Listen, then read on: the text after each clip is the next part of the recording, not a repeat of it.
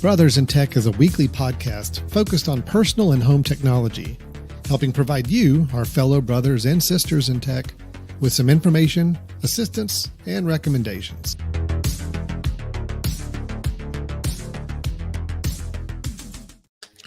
Hello, everyone, and welcome to Brothers in Tech here on the Mesh.tv podcast network. My name is Alan Jackson. Off to my right on the video screen is Brian Jackson, or just the other voice you're going to hear that is not my voice on the audio podcast side. Brian, how you doing? It's just the younger, more attractive, smarter, the one you're going to want to listen to, just that one, right? That's what you meant to say? Did I cut you off before you got to that? Or no, that was pretty much what I meant to say. Okay. So, yeah, you're right. You got it. Yep. You got it. The youthful, much more youthful by like what? Yeah. 3 years? We're 3 years difference, right? 3. Yes, we were. Yes, we So crossed over in high school. Good. So right? I'm 24 and you're 21. That checks out about right. So we're good. Oh, to be young again, Alan. No. I mean, I just wake up every day and say, at least I'm younger than you, and that just kind of gets me through the day, because it could be a lot worse. Well, you know what really makes me feel my age is watching the Wimbledon final today. Oh my God. And Alcaraz won. And when they go to interview him afterwards, they're like, "And how old are you again?" He's like 20. I'm like, So basically he's the age of not even my oldest son. He's like the age of he's younger than my middle son. Oh geez. Yeah, that was impressive, wasn't it? Did you watch the whole match? Oh yeah. It was such a great match. After that first set, I'm like, Djokovic is just gonna run away with this, and I was happy it went 5, and I was happy it was a good game, good match. Yep, the youngster. Yeah, So it's nice. Anyway, so enough griping about our age. Let's take our. You just talk about tennis the whole time if you want. Do you want to just do that? Talking about tennis, I'd be happy to do that too. So, take our sharp, nimble minds, regardless of any age we've got. Our minds are still sharp. Our minds are still nimble, ready to talk technology and dig into it. And Brian, we're gonna dig into some things today. Look, we went kind of easy last week on technology. What did we talk about last week, by the way? Do you remember? It was a fascinating episode. I can already tell. It wasn't calendars. That was 2 episodes ago. We took social media. We talked about Threads. Yes. The new social media. So that was tech light. That was Now let's get back under the hood and talk about some stuff. We're going to talk some more home automation technology today. It's been a while since we've chatted about this, but we want to dig into our home automation setup a little bit more. Thought it'd be a good time for us to do a little refresh on kind of where we are with home automation, the platforms we're using, why we're using them, and then Brian, dare I say you are considering joining the flock, joining our group, our little community of HomeKit users. HomeKit is Apple's home automation technology, and Brian has not been a HomeKit user for some time. You've been on the Alexa platform primarily, right? Correct. And, we've been on Alexa many years, and but you have are, a lot of different. I am toying with this. I am toying with it. Yes. Toe in the water, and I get. So we'll get into that in a little bit. Exactly why are you doing that, and maybe what's been your experience in that so far. I think that sounds like a good plan. Yep. So far. Yep. Let's do that. So again, for those that maybe haven't heard us talk about home automation in quite a while, just let's do a quick little 2-minute primer, just to remind everybody what we're dealing with. To be able to automate things in your home, whether it be lights, whether it be outlets, whether it be anything that can tie into home automation, there are basically 3 platforms available to use for most consumers.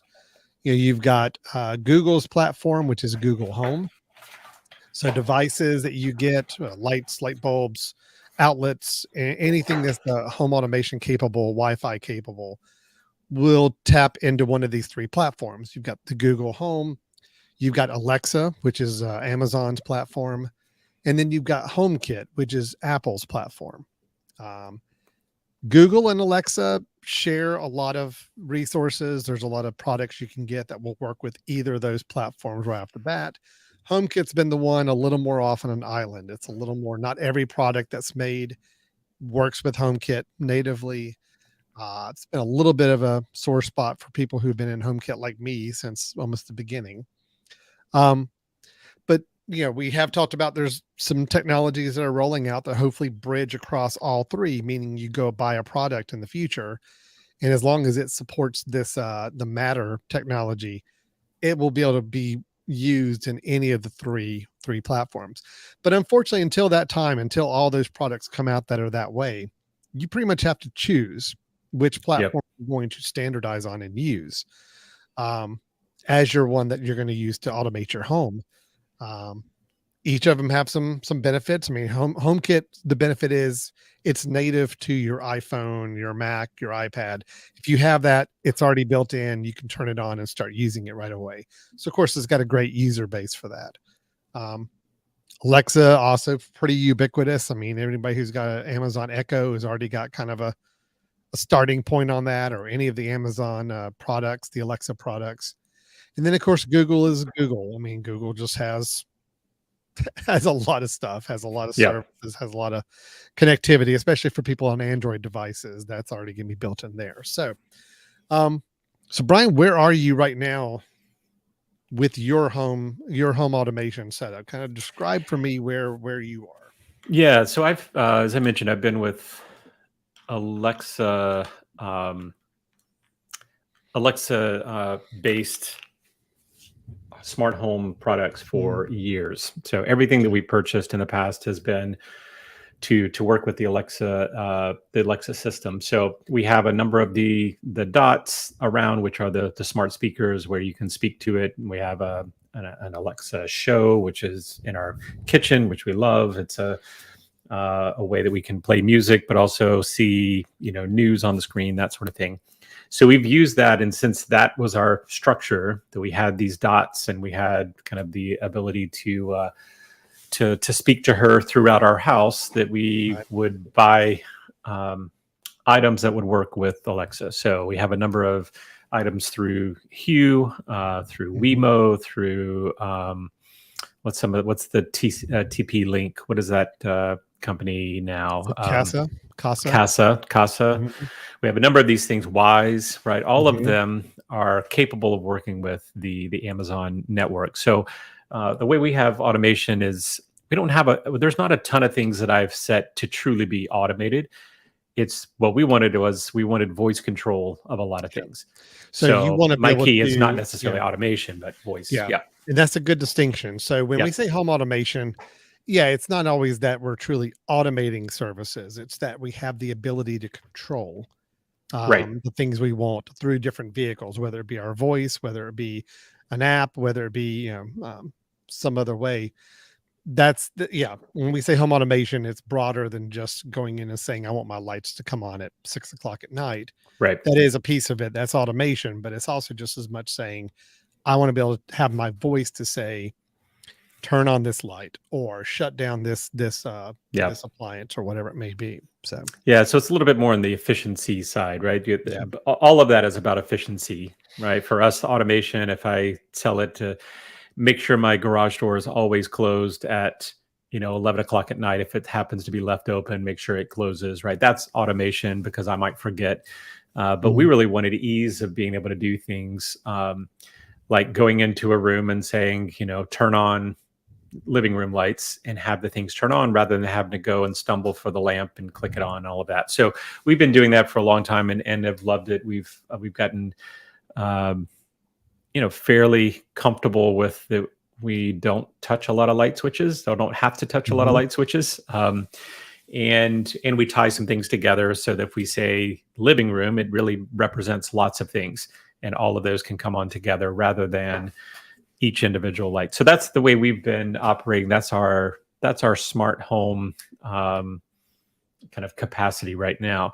Yeah. The problem that I have, one, I love the interface of HomeKit. I mean, I love the fact that the idea of being able to integrate it better within the Apple ecosystem, my smart home capabilities, which, Alexa doesn't always do very well. I will say it does a pretty good job of things like, when we're fixing dinner, we'll say, Alexa, play music, and it's tapping into our Apple Music account to play music. So that's great. So there's talking between the two. They're working together in a way, right? I think Alexa and even I think even Google has some sort of connection where integration. you can work with Apple Music, which is nice if you have an Apple Music account. There's a little crossover. Yeah, but the thing you can't do very well is run some of those automations elsewhere when you're away from the home. So when I'm away from the home, if I wanted to, oh my gosh, I forgot to do something, I've got to turn the lights off on this. Well, I do have to go into my Alexa app, open the Alexa app, talk to it, tell it what I want it to do, and then have it connect. Whereas it is really nice with Siri to be able to just say that as I'm driving because my phone's next to me and just say the hey S word, have her wake up, say, go do this and make sure this happens, right? So that not necessarily the automation, but the ease of being able to do voice commands is great within the home, the way we have it set up right now. It's not necessarily great out of the home. And it's also, not the ideal environment for a number of future devices, I think, that could be really useful. There's a number of things I'd love to get into, like a smart lock like you have and some of that. But when I do that, I really want to get to a more robust platform, which I think HomeKit is. But as we'll talk about in a minute, it's got its limitations too. So, so that's where I am. I'm trying to figure out, can I do the full switch? And if I can't do the full switch, can I have both active? And will that be problematic, right? Can I have both HomeKit and Alexa active so that voice could be a one and some of the other integrations be on the other? And really your question is, can like a HomeKit and Amazon lay claim to the same devices at the same time? Because I know you can have both platforms running at the same time if you've got hubs or devices that are tied into it. The key is, though, if you want to be able to say, I want to turn that light on and I want to be able to use my voice through Siri to do it, or I want to be able to use another an app on my Alexa or Alexa device to do it. Can they both be controlling that device through different commands at the same time? Yeah, and maybe I'll cut to the chase. They can. I know they can. Yeah. Right. The problem that I have is really about stability, right? Is it eventually going to get unstable to where one is going to not catch one of the things that the other one does and know that it's turned on and off and all of this? I'm just worried about having both. I think we can live with, listen, if we're talking to our phone, we're saying the S word. If we're talking anywhere else in the house, we're saying the A word, right? We should be able to do that and eventually get to the point where we maybe move to one. But when you go through and set these things up, and again, we're talking about third party products that are then kind of imported into a ecosystem, connected, and having them connect multiple ways, doing the same thing. It makes me a little bit nervous in how stable it's going to be over time. But we'll see. Well, and now there's another piece to it. When, of course, we've talked, which is what we'll get into a little bit, is I'm also worried about the stability of having non-HomeKit devices that I am doing a workaround to get to work within HomeKit. And we'll get to that a little bit later. That's a whole other thing. So I have a lot of stability questions. I will tell you, Brian, even though everything in my house that I've got tied together is all HomeKit. I mean, it is all working through HomeKit. I can't tell you the last time I opened up Amazon Alexa app, or because we do have like one device around that I think was an Alexa device. I have never even looked at the Google home environment. Yeah. So I'm all bought in. I drank the Kool-Aid. I am in on the HomeKit side. But every time I'm adding a device to my HomeKit platform, I feel like the old days of when I used to have to work on PCs and you're adding peripherals or you're adding things to it and you just something just doesn't work and you don't know why, because there's like 5 different places now where something could be wrong. Yeah. It's kind of the way I feel like when we're building these HomeKit systems, because we are using other vendors, other manufacturers' devices. We're using different types of protocol that they're using to communicate with each other. There's different setup processes for each. And sure enough, it's it's about a 30% fail rate. And anytime I try to set something up, I know 1 out of 3 times it's not going to work right. And I'm either going to have to reset the box, the device, or I'm going to have to do something else. I don't know if that's HomeKit specific or if that's just home automation and home controlling in general. So it's not the cleanest process. That's why I got so excited when I heard about the Matter announcements and trying to standardize things. I'm like, that could be great. But I've got my first device that is a Matter equipped device, and it was still kind of a pain to set up. I mean, it was still a setup. It was still a bear to set it up. I had to go through it a couple different times to get it to work. Look, I love the fact that it was not a HomeKit approved device initially, but now I can use it because it's got the Matter upgrade on it, and it will work. So I like having capability to it, but it's still not a smooth process. So I'd love to hear your experiences with HomeKit, and if that's something you're experiencing the same way, or if there's other complications you're getting into with it. Maybe we can kind of compare our notes on this. So I am on the therapy couch right now. I can bare my soul here for you and let you know what's Brian, going on. Tell me about your HomeKit. Okay.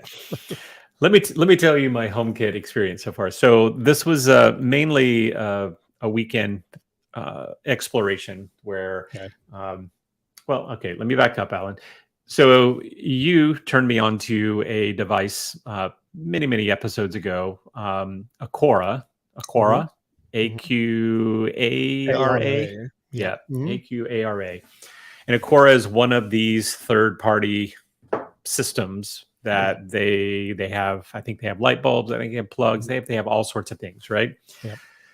But one of the things that they had that you mentioned getting, which I had been looking for and trying to figure out a way to do, which I thought would be a lot simpler than having to go with a new. I thought there'd be plenty of these out there, but they're not. The micro switch, mini switch, I think they call it. Yeah. And it's a small button. Alan, you have. I have one here for those on video can see. It's just a small little push button device. There's a few manufacturers that make these. Aqara is one of them. This is not an Aqara, but it looks just like it. Just has a big round imprint in the middle for the button. But same idea. You press it and it does something. And you can program it to do a double. See, I programmed mine to turn my lights off and they just turned off. So I can program it to turn them on and they just turn on. So that's the way it works. So I love that, right? And the reason that I wanted one of those, which you and I think we've talked about as well, is I love the fact that we have an automation set up in our house that if I say, Alexa, good night, every light that's in the house anywhere would turn off. Luckily, I'm in my office where there's no voice. No. You are, and also, there's no light here either. So you are Alexa free in that room. So I'm Alexa free right now. If I don't speak too loudly. But at any point in time, we can say, Alexa, good night. And any light that we happen to have left on turns off. So we know we don't have lights on at night, which is great. And, there are ways of also even setting up and saying, make sure our garage door is closed, make sure these things have happened, right? That we kind of have a layer of these things in there. And we'll use that. But the problem is my wife and I go to sleep at different times. She'll go. And then later when I come, I don't want to use my voice to wake her up to say good night. So I was hoping to find just a simple button on the side of the table that I could click and it would go through that routine so that I don't have to use voice. Now, could I pull up my phone, open up the Alexa app, click the button that is that routine? Yes, but I really didn't want to do that. I wanted something simple. I wanted to be able to reach in the middle of the night if I happen to forget about it and press it and have it do its thing. But to do that, there isn't just buttons that you buy that automatically fit in with everything else that you're doing. It's a whole new system for me. So Aquara was the one that I went with. There's several that do this, but each one requires their own hub, or at least I found they all require their own hub. I don't know if you've seen any that don't have a hub. Any buttons? Not the little buttons. No. Yeah. And I just wanted something simple, right? I didn't want to do anything other than me program it to respond in a particular way. So I bought 2 of those. I was going to put one in the bedroom. I was going to put one downstairs, kind of in our movie room, which is dark as you walk in. So I could click it, have the lights turn on, and not have to, use voice, not have to go stumble for the remote control, all of that stuff. Right. So I thought that would be super easy. I think price-wise, they were I bought them on Prime Day, so they were a little bit cheaper. But yep. 2 buttons and a hub, I think together were maybe $60, something like that. All 3 of those pieces. Right. Unfortunately, that hub is always going to be the price. I like the fact the buttons themselves are pretty affordable, but you still got to get that one-time hub purchase, which I never liked, but oh well. And I do like the fact that this hub is easier to set up than some of the other hubs. Like a Hue Light hub has to go in through your network, so it's got an Ethernet port. This one does not. And I was worried that this would, because if it did, I don't have any ports available. So I was thinking, now I have another purchase I have to make to do some sort of. This is just plug into the wall. I was going to say, is it one of the round ones that just plugs right into the wall? It's just plugs into the wall and immediately connects to your Wi-Fi when you tell it how to do that. Nice. It's also got a little light around it that you can use as the night light, right? So, so that's great. That's great. Got it in. Super excited. All I wanted to do was I wanted to connect that skill to Alexa, which, the terminology for those that are on Alexa, you connect skills, and the skills are based off of the companies that it's going to work with. So Wemo, Casa, all of that. You go and say, well, I want to put the Aquara skill on Alexa, which means that it's going to recognize the Aquara hub. It's going to recognize anything that's plugged into it or connected to it. And sure enough, it did right away. It noticed and said, hey, you've got a hub, and it looks like you've got a button. The problem is everything's going well, right? Until you realize that there is no way, or at least no way that I've found yet, to have that button create something in Alexa's routines to happen, which was the whole purpose, right? Press a button and it goes and says, I'm going to do your Alexa routine, right? Good night or good morning, whatever it is that I have set up. But it would not allow that to happen. So it's basically a one-way scenario. So there's a Aquara skill, but I believe the Aquara skill is so that Alexa can control light bulbs and everything else from Aquara. But it's not allowing the backwards compatibility, which is the button to control Alexa. So that's a problem. Brian, every time I hear a problem, anytime somebody tells me a problem, something they can't figure out, I immediately have a web browser fired up. You Google it. A search. And what's funny is, so I did a search just for your sake. How to use a Aquara button to do an Alexa routine. And that's exactly the search I gave. And there's a page on Reddit of somebody saying how to use an Aquara button to do Alexa routine. And then the answer is, you can't do this right now. You got me excited there for a minute. I know. But now, granted, that was 2 years ago. It was posted there, but there's not been any update on that. So I'm shocked that that's not something that would work. Well, so here's the way it should work, right? Is that, well, as it does in every other type of device, like a light bulb and everything else, you go into that particular app, like let's say I'm in Hue, and I name it and I tell it what it is. Okay, this is my bedroom light. This is, all of this. And then since you've connected Alexa to it, Alexa pulls that information and says, cool, now when you tell me to turn on the bedroom light, I know which light to send the signal to, right? I just assumed that these buttons would have that similar way of going back and forth. But, if you go in the Aquara app, which is not great, by the way, I really get frustrated with that one. Once you get it all synced, it says, okay, great, we have a button. And it says, do you want to do automation? And I'm like, cool, yes, I want to do automation. And it's like, great, you don't have any automations to set up because you don't have any equipment. so it doesn't recognize the equipment that is the rest of my house, obviously, Well, because but I mean, it's usually Amazon pulling, right? yeah. So But, if I I mean, can you at if I least get have a light, can you at least have the Aquara light change colors? oh, I can have the Aquara hub turn its nightlight off and See, on. well, that's That's totally, it. that's That's worth it it. for me. I think Yeah, that's all that you is need. worth that $70, right? Huh. So okay. So, So yeah. these buttons, the buttons don't tap into Alexa can't connect to these devices and see them as being able to relay actions or whatever you call Yeah, it, it basically routines to doesn't other take people, input. It doesn't skills. take input from the device. It takes like information from the device, but isn't taking input for its own commands, is what I'm recognizing.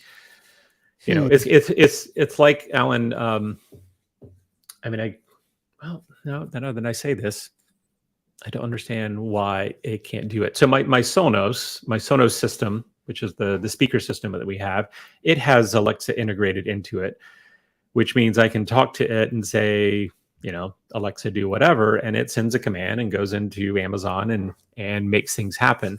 So you know it has to have a two-way street available. But but it's not allowing these buttons to work, these third-party buttons to work. Okay. So, Well, look, let me say one thing first.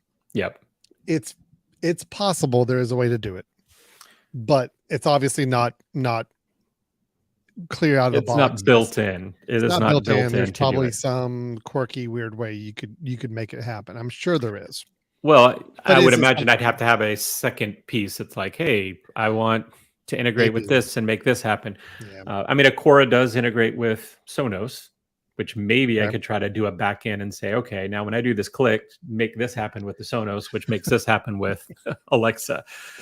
I don't know. Yeah. But here was my come to Jesus moment, right? When I Yep. figured that wasn't going to work, and I'm in the Akora app, and it has two setting buttons. One is smart speaker, and that's where you can choose Alexa or Google integration.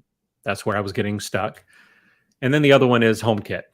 Yeah. And now the HomeKit, it does what it's interesting is it's supposed to do of the allow me to copy back and forth what your home setup is. So when you say integrate, it's saying, oh, cool. Now we're going to give this information to HomeKit, and HomeKit's going to give us information back, and we're going to know what to do. Now, I still couldn't get that to work out, to have Akora actually show all of my things that were in home, which it looked like it should, to do an automation, but I didn't have to, because when I went into HomeKit, it came in. Yeah, it came that's in. It's where it already happens. there. It doesn't pull all those devices into the Akora app. What it does is when you it's supposed to, with, though. I've never seen it do that. Well, if you look in there and you say the sync, and it gives you two options. So do you want to sync from home to Akora, or do you want to sync from Akora to home? And I clicked both, and it still says, oh, don't have any home devices. So anyway, which I never want to use the Akora. I never want to use a Akora app anyway. No, I never want to use many of these apps other than bad. So I mean, all right. So anyway, I got it in. Saw the HomeKit. When you saw HomeKit as a option right out of the box, you're like, okay, well, maybe this is the sign that you ought to start dipping your toe over here and seeing if you can make this work. Right. Right. And if that would allow me to work in concert with having Alexa still do everything, but have this button go through HomeKit to just do that thing. Right, maybe set up the good night and the good morning. I would say, and that's all. Set up that same routine in HomeKit. Right? Okay. Which means every one of those lights I want to turn off and turn on have to then be in HomeKit. Yeah, there's the dilemma, right? I have lots of things throughout the house that are not HomeKit compatible. Okay. However, Alan, we've talked about before this ta-da moment that we can use another service, which I know you presented, I don't know, probably a year or two ago. Yeah. That you were using, called HomeBridge. And to remind people, and you can correct me if I'm wrong, Alan, started using it recently, but it is software that can run that then converts the signals that it's getting from non-HomeKit devices and changes them into a HomeKit enabled signal, that something that HomeKit can recognize. So it's Correct. basically saying, well, you speak to us and we will spit it out in a different way so that HomeKit can understand. So it's a workaround to get your other devices to be recognized by HomeKit.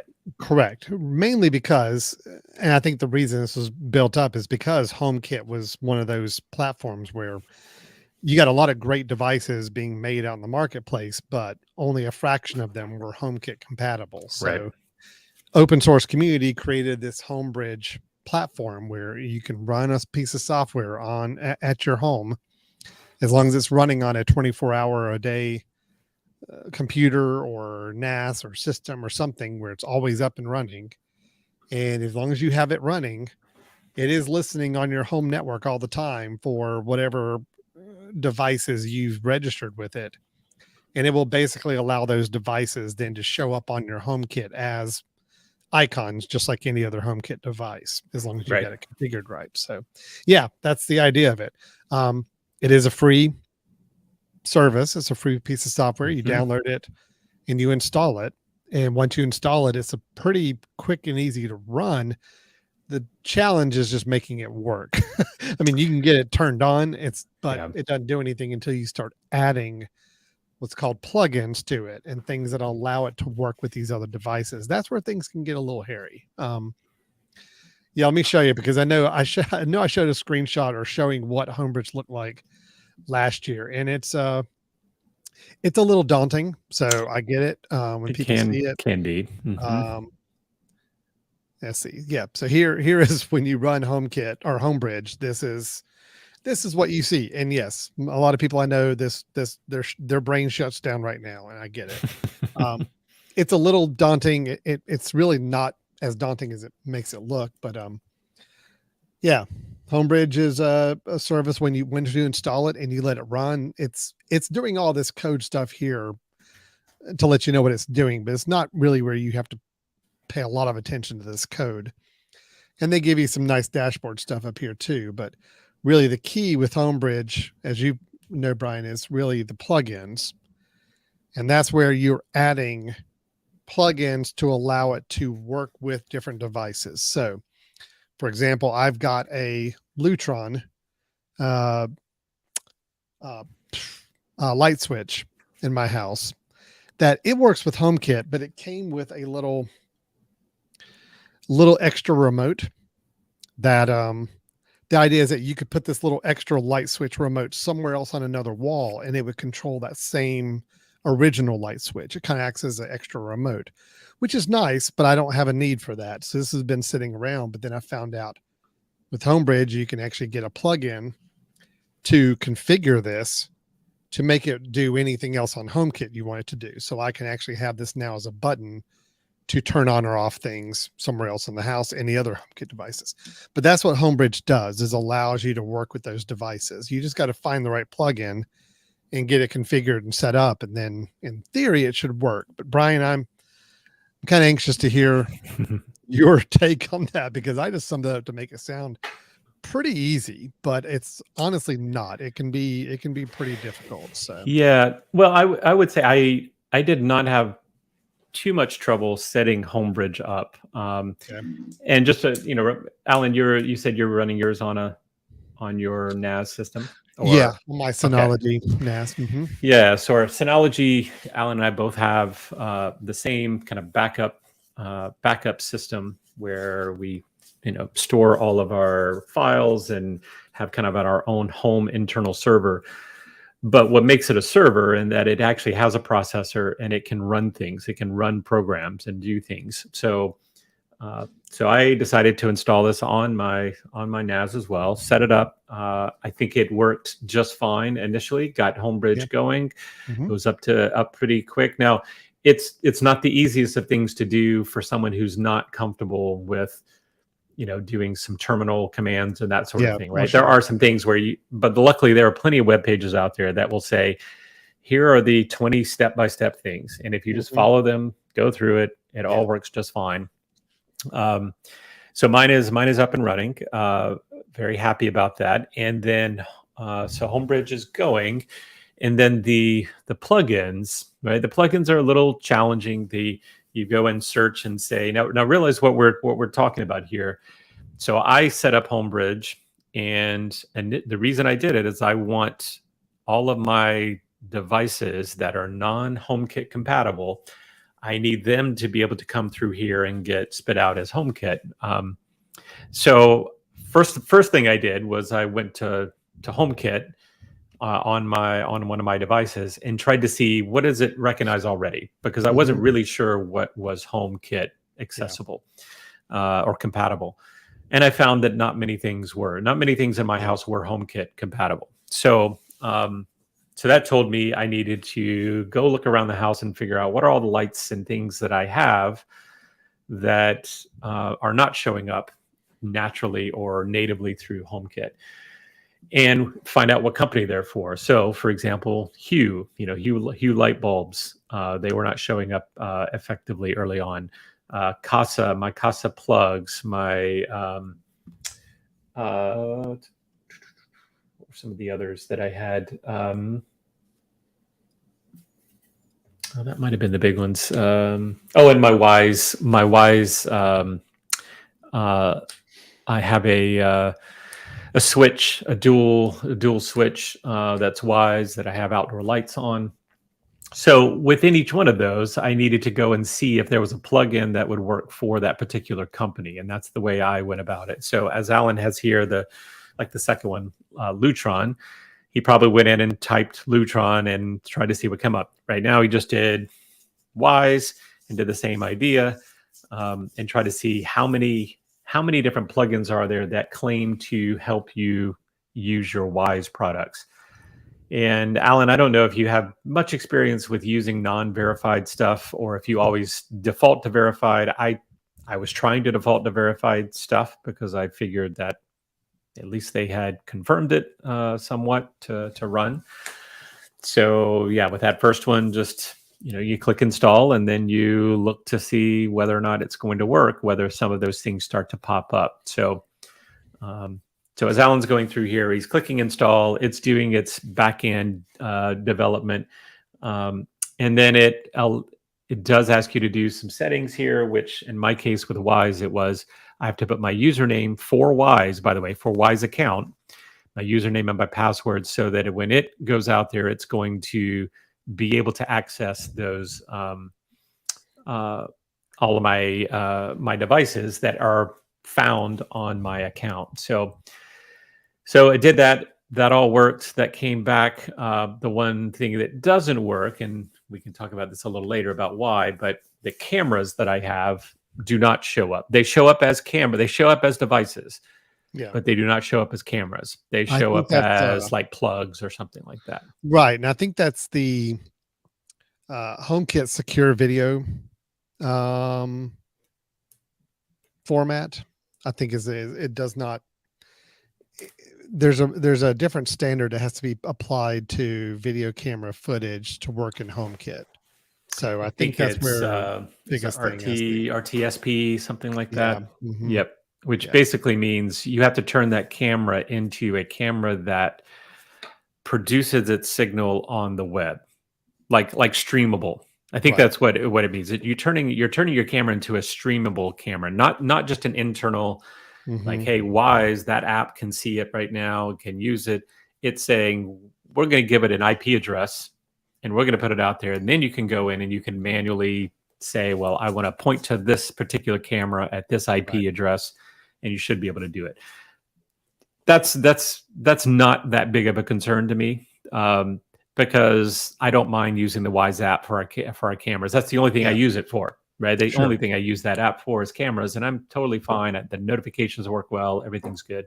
So that was just a dive where I thought it'd be kind of cool to see if I could get it to work. But the other things, Hue, actually, let me see, Alan, what the plugins I have going. I have, it's spinning. I know I have Wise. I have, let's see, I have Hue. I have TP-Link, I have Wiz, W-I-Z, which I have a couple of light bulbs, which is basically a cheap version of Hue, I think. They were even connected, I believe, but I had to get a separate one for that. I have Wise, I have Weibo, and I have MyQ. I put MyQ, which is my garage door, which unfortunately I could not get still to work effectively. But so each of those, they allowed, once I installed them, and then of course restarted my HomeBridge every time just to restart the system. Then I look over to see, is it coming in on the HomeKit? Does HomeKit recognize it? And off we go, right? Then you're able to see a lot of these things coming in. So I would say for anybody who feels good about HomeKit, meaning you can pull HomeKit up or the Home app, and you're a Mac person, you see it and you say, oh my gosh, this is great. I love using this and I want to use these other things. And you have the capability of doing HomeBridge. I think it's great. I think that works really, really nicely. I don't know how stable it's going to be. I don't know how often I'm going to have to go in and update, firmwares or anything like that. But right now it seems to work pretty well. Just to kind of show a little proof and concept here, what we're talking about. I showed you in the HomeBridge, I had the Cassetta, the Lutron Cassetta plugin to work with this little guy right here. And so now you're seeing on the screen that little kitchen Pico. That is this now in there.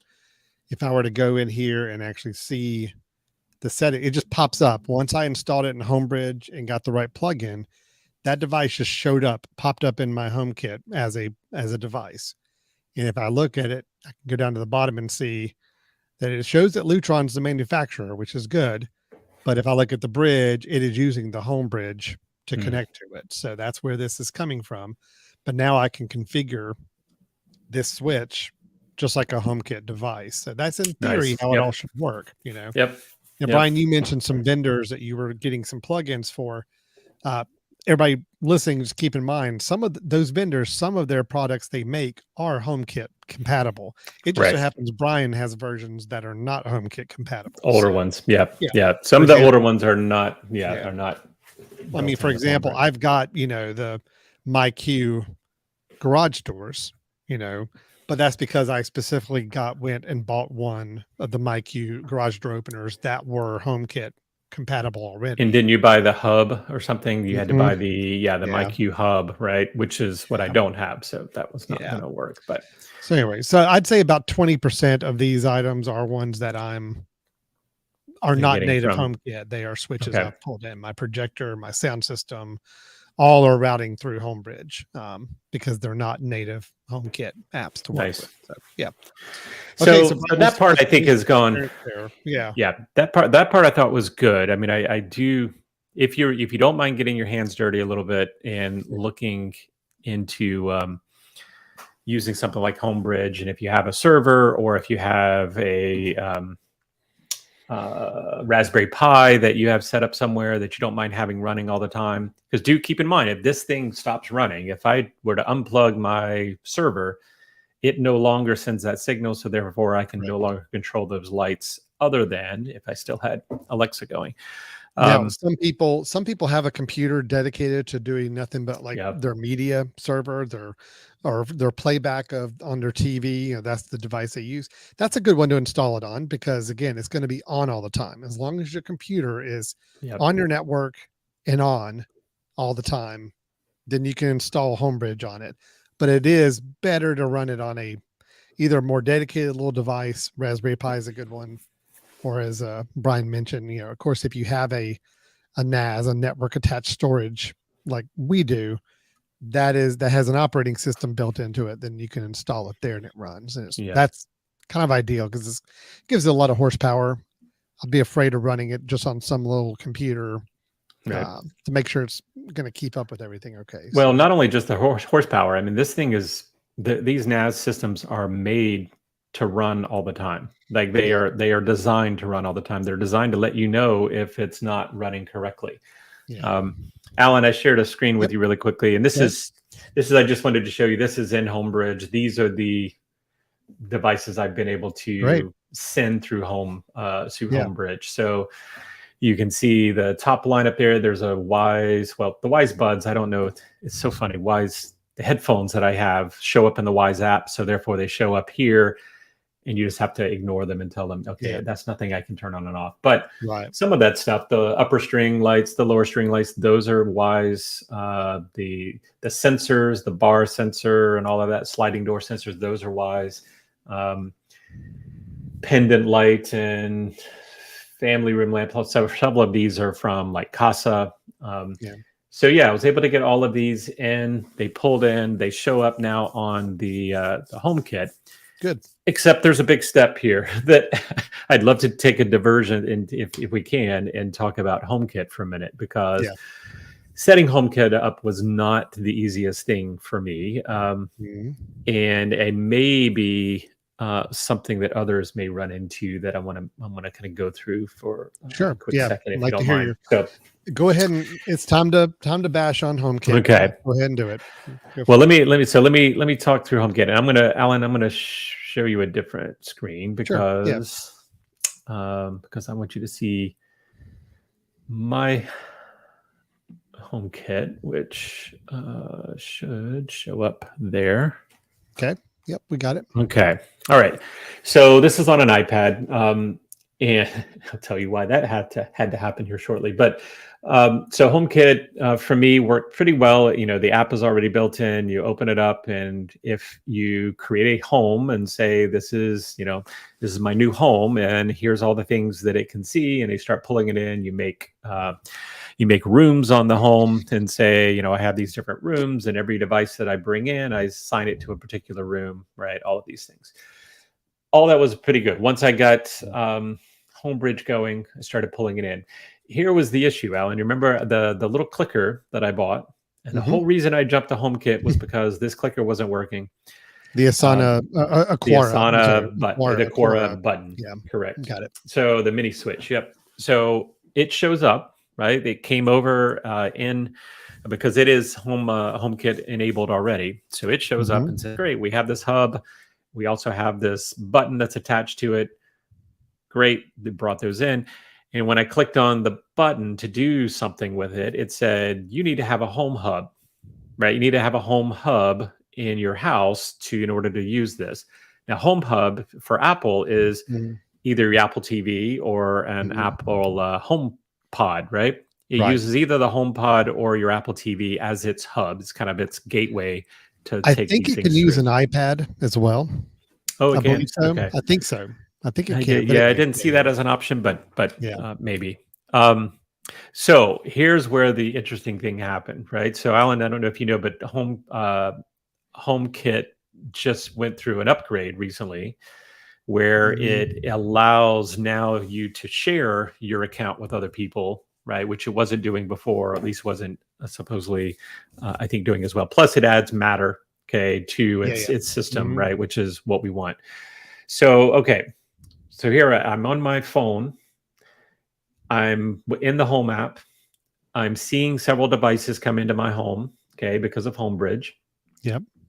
I try the button, try to click on it so I could assign it some tasks or a setup in there, and it says you need to have a HomeBridge, or you need to have a home hub. So then I realized, well, okay, I've got Apple TVs, and I thought I had them turned on as hubs already. So I look in my Apple TV, look in the settings, go to HomeKit, and it says, oh, this is in the living room. So I'm saying, oh, great. So the Apple TV's in the living room. So I'm assuming it's my hub already. I'm looking at my app, and it's not showing it in the living room, right? And then I realize, well, your home hub, which is my Apple TV, has to be logged in as the main user of that Apple TV, has to be logged in with the same Apple ID as the home app that you're using. So my home app, this is where the trouble comes about. And I guarantee I'm not the only one that has this situation, but my wife and I have separate Apple IDs. Okay. So we have our Apple IDs so that we can keep some of our stuff separate. We have the same Apple ID. We actually use hers for media and purchases. So anything that music, I didn't want to have my own music and her own music. We want to share music. So luckily, Apple does allow you to sign in on a device as an Apple ID and then sign in a different account for purchases if you want. So, and that's what I've always done on my phones is I have one account, my Apple ID, which is where I store things and have access to my settings. She has hers, but then we both use her Apple ID as the purchases because that's the one that we have bought music through for years and all of that. So it won't allow me to use Home on my phone because I'm in a different Apple ID than what is on the Apple TV. The Apple TV, which is, of course, where the purchases and everything, we needed that to be on hers. All right. So to get around that, I would have to, I'd have to go get my wife's phone and then set up Home through her phone, right? Say, all right, I'm setting up a new Home, make sure that it connects then with the Apple TV. The Apple TV is the hub. All's good, right? Well, my wife's out of town, so I don't have her phone access at all. Mm-hmm. So I figure, well, what am I going to do? I will turn my iPad. I will change to her Apple ID on the iPad. Currently, it's on mine, but I already had it there for purchases. So I said, well, I'll just go ahead and make it right now. We'll make it just so I can set things up. Okay. So I did that. Worked pretty well. Once I got that set up as on that Apple ID, then I pulled up HomeKit again, made sure that the Apple TV was showing up already, which means that great, it's on the same system. Then I go in and then say, great, I need to add that Aquara. So I said add, and then it pops up and says, well, you need to be an administrator to do this. Mm-hmm. So I'm thinking, why am I not an administrator? Because I'm on the Apple ID that just created this house or this home, and I'm already in there on the hub. Could not figure out why. I had to restart, like several times. I had to restart the Apple TV. I had to restart the iPad. I had to go and create yet another home. Okay. Finally got it to where, yes, it was showing that I could actually create things and change things, that I was the administrator. So that took a long time, a lot more than it should have. So my word of advice on that piece is, if you have multiple Apple IDs and you have like an Apple TV or something that you are using for one person's account, the default user on the Apple TV needs to be the same as the person who is the owner of your home or HomeKit home. Right. Okay. Now, first of all, that's an issue because I don't want my wife to be the owner of the HomeKit because she doesn't necessarily want to deal with this. Like, she doesn't want to be the one having to tweak a lot of things. She's like, hey, just show it to me and let me play. So here's the issue. Okay. So, right. Okay, if I pull up, so Alan, you're still sharing, right? So if I pull up right here, you'll see that I can go to home settings. And right now you'll see that Laura is the owner. Okay. And I am the resident. So I was able to do that by inviting myself into the account. Now, first time I did that, it also said you have to be administrator. You can't do this. And I had to go through kind of going back and forth with it and finally got it to where I could invite someone. But when you invite someone, the only thing that person can do is see your home equipment. So it can pull up the home page, just like we were showing a second ago. I can pull up this page on my phone. I can turn everything on and off. I just can't add anything. I can't change anything. I can't change the setup here. Can you go back to that list again of the people, and now go to you. Yep. So the edit accessories, you would toggle on, which I did not catch. Oh, look at that! See, this is why I'm on the couch for you right now, right? This is what's helping me here. Where do I need to send invoices to? I'm not sure if they go to your home address or if you get them. Okay. So yeah. Awesome. So I'm the admin now. But now look, you're right in that you do need to think about when you're setting this all up, which Apple ID account you're going to be setting it up on, because you're doing this would not have worked with the hub. It could still not work with the hub. And Laura is still set up as the owner, and I don't think there's a way to change that unless you get rid of everything and bomb it and start over again. Right. You can at least make you an admin, which you just did, which at least allows you from, if you have any devices already, you can go in and add things on there. That's good. But it is quirky. Look, I went through tons of issues. We had the same kind of issue for a while.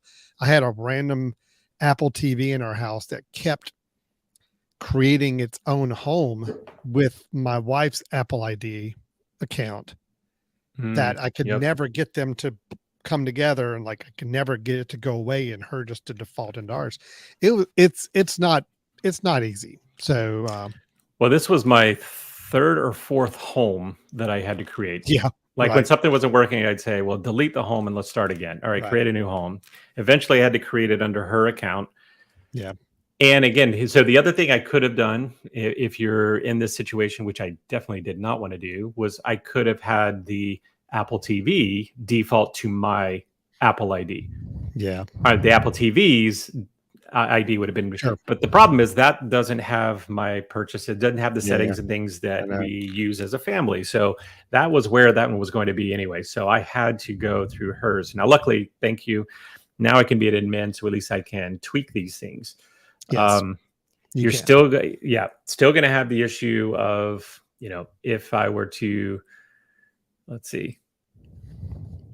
Okay, so this is good, right? So HomeBridge is still sending stuff in. The Apple TV is going to stay on her account. Do you know if there's anything that's different about a owner versus an administrator? I don't. Okay. I think the owner switch where it starts, right? I think the owner can basically just like delete the home or something like that. Probably can. Yeah. Yeah. But I think you can add, as an administrator, you can add any device. You can add rooms, I believe. You can assign things to room. I mean, you can do everything, I believe, from the home automation side. Okay, that's that good. An admin can do. Yeah. Yeah. So that's good. That'll help the going forward a little bit, not have to go through her device in order to make all these things happen. Sure. The other piece that I had some problems with, because I was adding that Aquara and it didn't work the first time and I had to re-add it again on a new home, it started also seeing duplicates of everything. Like it started showing me two of the same thing. So you'd have to go in and figure out, well, which one is this really talking for? And the other one, get rid of it, like remove it, right? So I'm often getting some duplicates of things. And go back up to the little dot up in the top right corner. Yep. For me. Okay. Yeah. So right now it's just seeing one home. It's just seeing one home. That device is just seeing one home. Which is correct. Okay. Correct. Right. Yeah. I deleted the other homes. Okay. Because they were certainly causing me some issues. Having multiple homes. So sure. So that part was good. Now it's what I can do here, I'm with you on that. Let's do this real quick, Alan. I'll just check while we're here. Because the big question we had was about, can you have these two systems handling the exact same devices? So I have a light back behind me. Okay. It's here under Office, right? So the Office lamp, it's off right now. So of course, if I click it, you'll see the lamp's on behind me, right? Click it off. Okay, now I'm going to pull up the Alexa app and I'm going to tell it. So Alexa, turn on the Office lamp.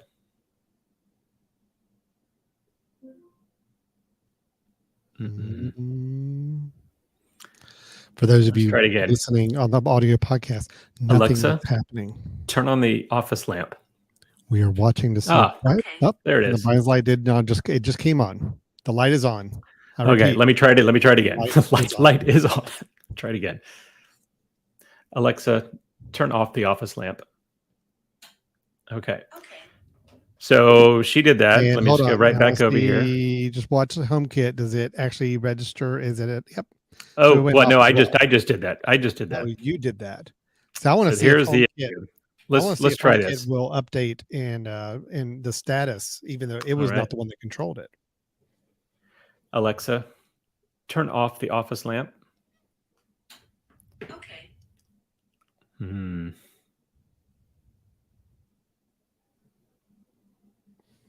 Because see, it needs to pull in that status as well, because if not, right now, HomeKit thinks that lamp is on. So I'm wondering, let me just go up here and do a little, will it? Oh, so there it finally synced up. And I will say, HomeKit takes a few moments sometimes to update its status. It's not as speedy with that as I'd like for it to be, but it is reading the status. So it sees that you turned the light off with Alexa. It's still registering it as an off on HomeKit, which is good, Yeah. which means now you can say turn it on HomeKit and it would work as well. Good. And I was just noticing, I mean, this one is one of the ones that's on HomeBridge. Okay. Which would explain having another minute or two, or not a minute, a few seconds as well, right? Yeah. Because it has to go and maybe sync it up. Yes that and no, too. but I'll tell you, HomeKit just sometimes has its own thing. Is not as on the refreshing of status. Like I can watch lights go on in my backyard on a timer, and I can sit there and look at my screen on my phone on my HomeKit screen and wait 10, 15 seconds, before I see it actually change the status on the screen. So it's doing it. It's just not always as quick with it. Yep. So this is good. And as you can see, what I had to do was, of course, I can't use my Alexa good night scene, right? Because I had to create a new scene that does the exact same thing, right? You can see that I had a scene here that just everything goes off. Everything goes off, right? Okay. So I did that and then was able to add this button here, the bedroom button, which was the little button, and have it set up for single press is good night, and then double press. What I wanted to do on the bedside was, okay, let's say I need to get up in the middle of the night to go take the dog out. Do a double click, and I want a light down the hall to turn on, and I want the outdoor light to turn on, so that no stumbling. Here we go, right? It's from that same button. So I have those two things, the back porch and the record table light turning on with a double click. Yeah, so this is good. I mean, I'm hopeful that continues. So I get nervous, right? Because I've got three things going on. I've got HomeBridge that it needs to work and stay active, HomeKit that needs to be updated, and Alexa that needs to continue to know these things. And the naming of them, right? I don't know if the naming automatically syncs. Probably not, right?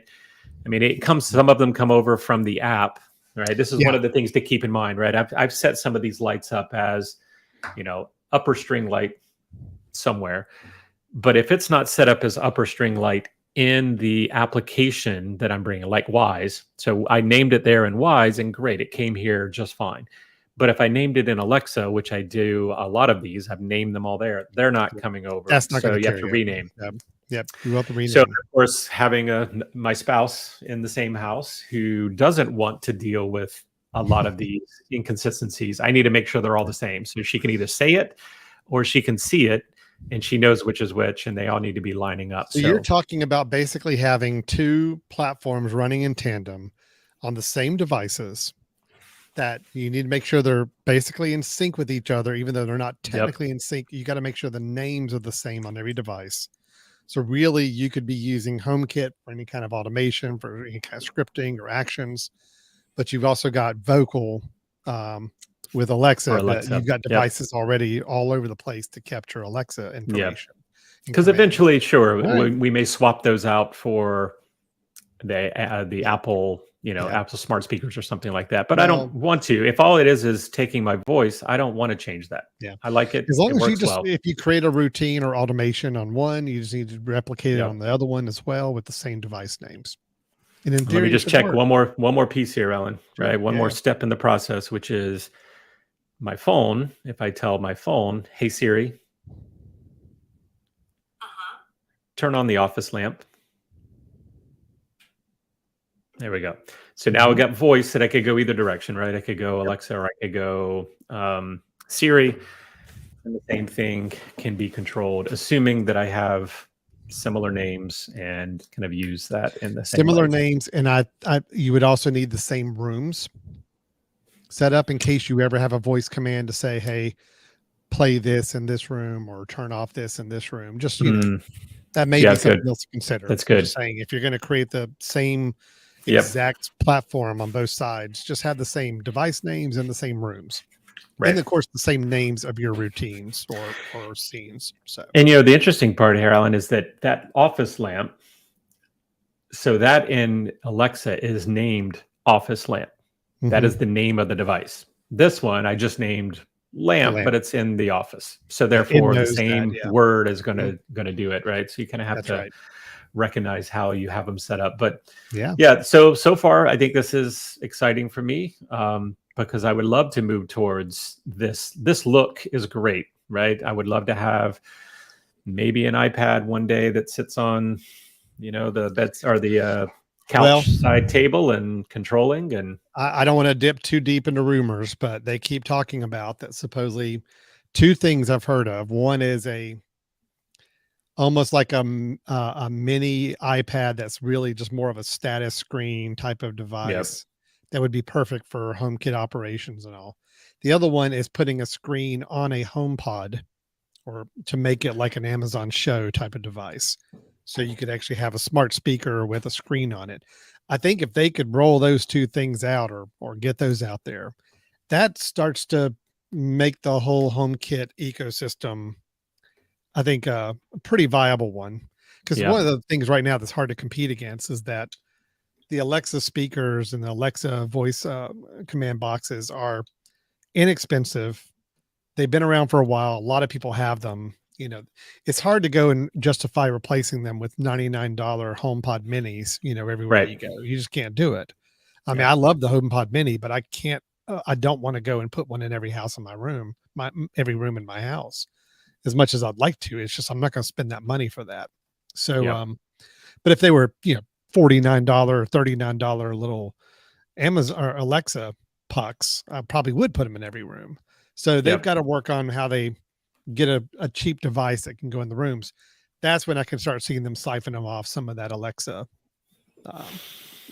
platform work. So, hey, so can I show you, just because I like showing people that are getting into the HomeKit world, and I just like showing them one or two really quick things. I know we're running over an hour, but I want to, you talked for a lot of it. I've had to sit here quiet for most of it. So I'd like to talk for a minute. If that's okay.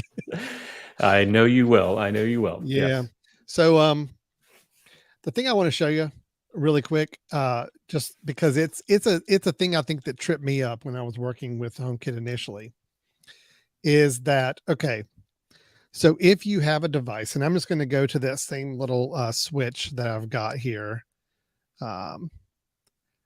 By default, things that I add new from like HomeKit or something else, try to throw it in the default room if I don't specifically add it. So default room is where that's like my staging room. That's where I'm like got devices I'm still working on configuring or experimenting with or whatever.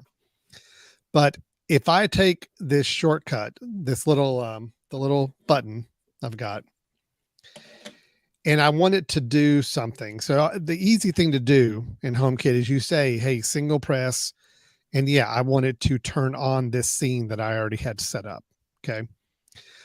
But if you wanted it to do something a little bit more robust than just on or off something you've got in your home network, you can actually go, and let me do this, where you go to choose your devices that you want to control.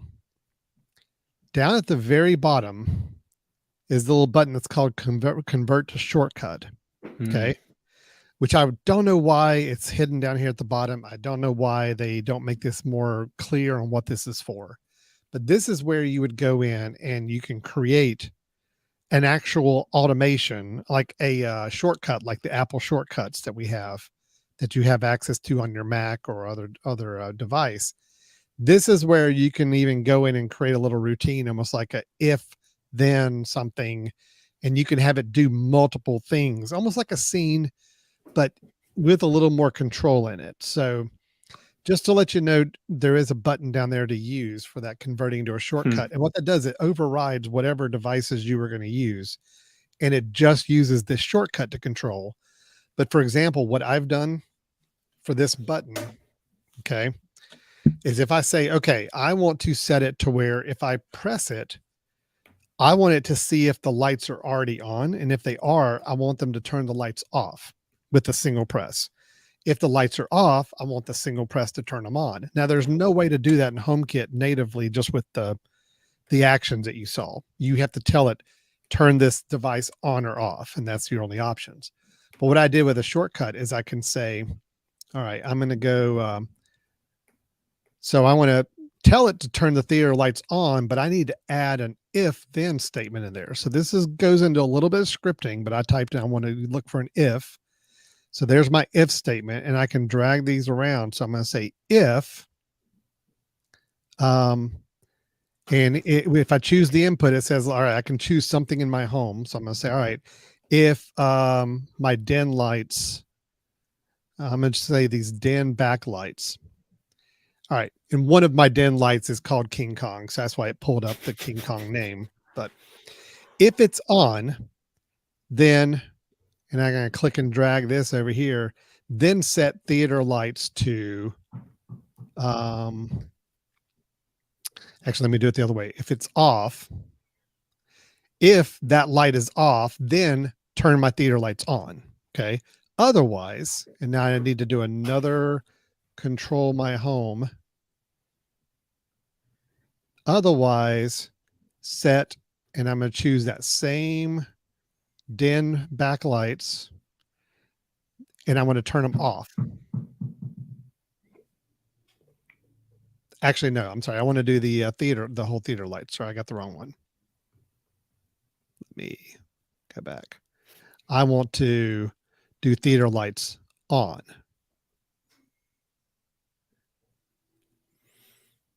So if King Kong is off, then you set the theater lights on. Yep. All right. If it's off, I want them turned on. Otherwise, I want theater lights off. Okay, that's right. So I can say, then do theater lights off. And I'm going to put that right there. Okay. So that's what that button's now going to do on a single click. If the light is off, when I click it, then I want it to turn the lights on. But if the lights obviously otherwise, meaning otherwise they're already on, then I want it to turn them off. And that's now my action on this. So if I say next, it shows me that, hey, I'm going to do this little shortcut whenever you do a single press now. Nice. Okay. So when I do that, and hopefully I programmed that right, it does, it took me a few attempts to make sure you get the logic right on it. But you can see the lights behind me. If I do my single click, yeah, it's slow. Mm-hmm. I will tell you, that's one thing I have a beef with is the shortcuts. When you add a shortcut to it like that, it takes a couple extra seconds. I don't like it. Yeah, it's going through a script. Yeah. Single click, I just hit it. And here in a couple seconds, it does come on. Nice. So it works. It's not speedy, and that is a common complaint people have with HomeKit shortcuts is that they're not the fastest in responding. But it does work if if you want to extend the use of a single button or switch or click, you can actually have it run a whole shortcut with if then statements and all those things it's checking. But that little button's just nestled all the way at the bottom of the list when you're choosing your devices. But you got to go to convert to shortcut, and it will create a shortcut automation for you that way. So nice. Just a little help. Yeah. So that's good. That's, I mean, especially if you want to get creative, right? And say, if I press this, but this other factor is happening, like it is, if I press, so let's say if I'm going down to my movie room, if I press this button and nothing's on, then I want all of these to come on. But if I press this button and two things are already on, then I don't want maybe all I want is the TV to come on, right? It's like maybe I don't need everything else, right? But so you can kind of do it's really good when you want things to depend on the state of another device. Yeah. Because you can't really pull that off natively just by the native interface on the HomeKit. But you go into the shortcuts, and then you can start to have multiple devices contingency on each other, what their state is. If this and this are at this state, then do this type of thing. So yeah. And you can do the if thens about time of day and all of that, right? You can now natively you can do obviously your time of day settings just for any singular device. And no, but I'm thinking complex. So let's say my garage connects to that movie room, and if we come in that way, if I say anytime the garage door opens, and it's after 7 o'clock at night, turn this light on so that when you come into that room, it's already on. Because if it's not after 7 o'clock, then I don't need it to turn on, because I've got light from the outside happening already. So I could do some if thens about whether or not something is going to happen based on the time. So the click plus the time, taking that into account. Weather. I mean, there's actually some scripting you can do in the shortcut. If you go and just kind of search through the different categories of scripting options you got some things based on location that you can plug in. You got some things based on just website. But yeah, if I did I did weather. So you can actually say, all right, if weather is showing this, then do this, this, and this with my devices. I don't know of any way to do that within the HomeKit without going to the scripting, but you could do it. If there were devices that you wanted to close the windows, close the curtains, if it's going to be, sunny outside, whatever it may be. I don't know. You can come up with that, but knowing that you can go there and really play with that and say, all right, so I want to get the current weather, and then you do an if current weather is at this location, something, then do this other thing. Anyway, shortcuts are a lot of fun. They're not perfect. There's some disconnect between shortcuts you can create on your Mac or phone through the Shortcuts app that don't feed into this HomeKit shortcuts, which I don't understand. I would think there'd be a common repository of shortcuts. If you create them in one place, you should be able to access them in others. These pretty much live within the HomeKit once you create them, but they work with all the HomeKit devices, and they have all the shortcut extensions to work with other services and things on the web. So it's cool. It's fun to play with. So I definitely recommend once you get deeper into HomeKit or start playing around with it some more, you can really have some fun with it. And they'll run off of devices that are HomeBridge devices too. I mean, it doesn't matter. Yeah, no, it's cool. I mean, we have a sprinkler system here that we, go in and manually look at the app, and we tell it to do, certain things, to do this zone for 10 minutes, this zone, whatever. So while we were talking there, because you mentioned weather, I was looking in HomeBridge to see, is there a HydroWise, which is the kind of system that we're using. And there is. So potentially setting that up so that I could maybe even have the ability to control a certain zone and say, just voice, hey, turn the sprinklers on this zone for 10 minutes, if there's a way to control that, which would be really cool. So yeah. So it's some neat stuff. Look, HomeKit gets a little better each time they run some updates. I mean, like you said, that latest update, I think it was like 16.2, maybe. I don't remember. 4, maybe. Yeah. Right.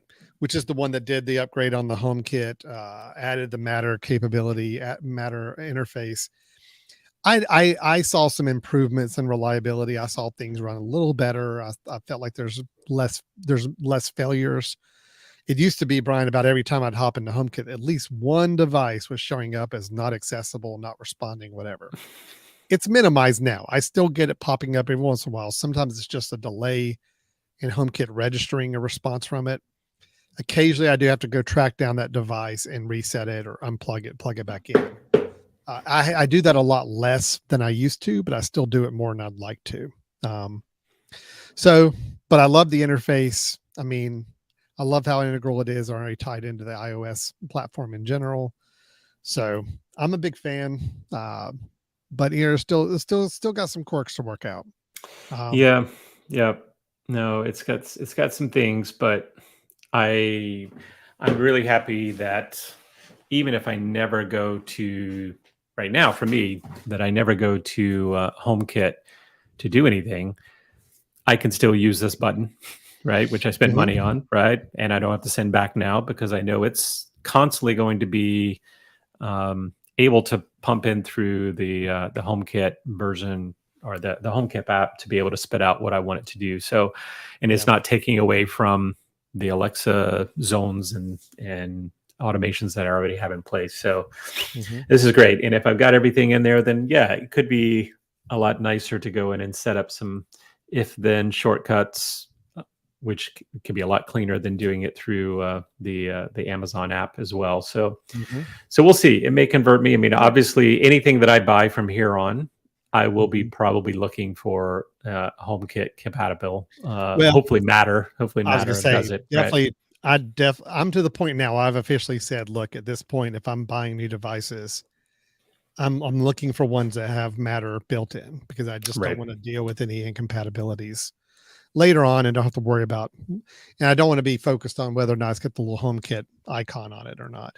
Yep. Yep. And luckily, there are enough of those starting to roll out right now, so I feel like there's some options out there for us.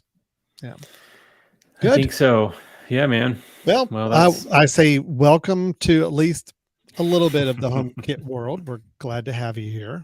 Let me know if I can be of any further assistance. I feel like I solved like maybe two of your problems. One thing. Is it just one thing I did this time? I feel like I put a softball up there for you, though, right? I mean, I literally was doing this, up until the time we met. So, I'm sure I would have figured that out on my own in a few more minutes.